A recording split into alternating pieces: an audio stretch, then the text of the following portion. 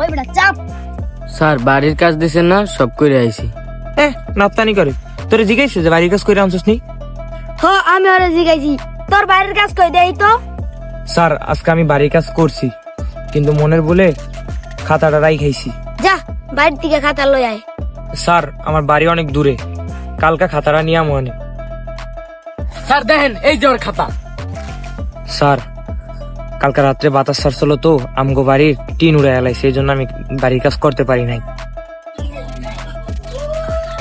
জানোয়ার তুই মিথ্যে কথা কইছিস কা? তোরা দুইটা সমাজ বিবেক কর।